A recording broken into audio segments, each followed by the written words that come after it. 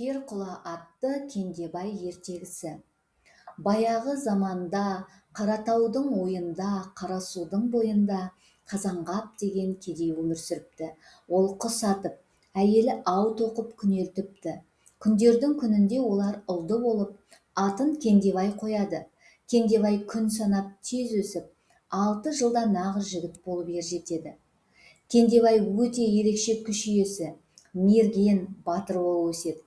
Ол аң аулап, олжасын кедейлерге үлестіріп отырады. Бірде Қаратауда биені жеп жатқан көкжал бөріні жеңіп, жаралы биенің қарнынан құлынды аман алып қалады.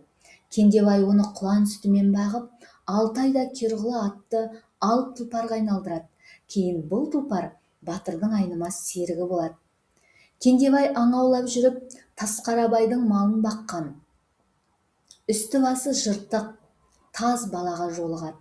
Бала өзінің Мергенбай батырдың ұлы екенін айтып, мұңын шағады. 4 жыл бұрын жау елі әкесін тұтқындап, анасын күштеп алып кеткен екен. Жалғыз қалған бала ата-анасынан айырылып, байдың есігінде аш-жалаңаш күн кешіп жүреді. Кендебай баланың ата-анасын іздеуге уәдесін беріп, қойшылардың ауылында аялдайды. Алайда қозышы бала кешке далада талып қала береді. Бала күн батқанда 6 аққу келіп Кендебаймын деген үшін оны сабайтынын айтады. 3-ші күні Кендебай баланың киімін киіп қозы бағуға шығады.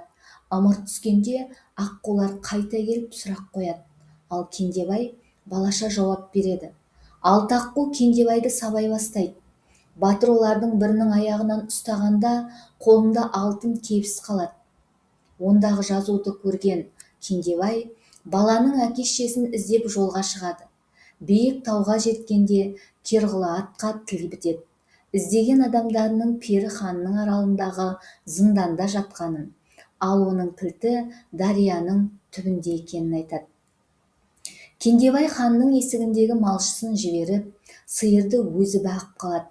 Суды екіге айырып, жол ашатын сиқырлы сөзді біліп алып, күнде сол жолмен сиырларды өткізіп жүреді. Ханның биесі құлындағанда оны үнемі біреу алып кетеді екен. Хан құпияны білмекке 3 баласына күзеттіріп қояды. Кендебай да жасырынып бірге барады. Биені күзетіп тұрғанда алтын құйрықты құлын туады. Ханның өз балалары ұйықтап қалғанда оны алып құс ұрлап әкетеді. Кендебай құлынды құтқара алмаса да, оның алтын құйрығын жұлып алып, ханға әкеліп береді. Ашуланған хан балаларымен Кендебайға құлынды тауып келуді бұйырады.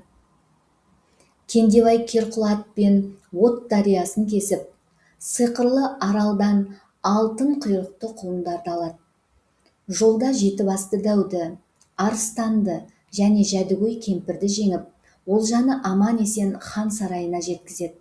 Хан үлкен той жасайды, ал ештеңе таба алмаған хан балалары той үстінде азып тозып оралады.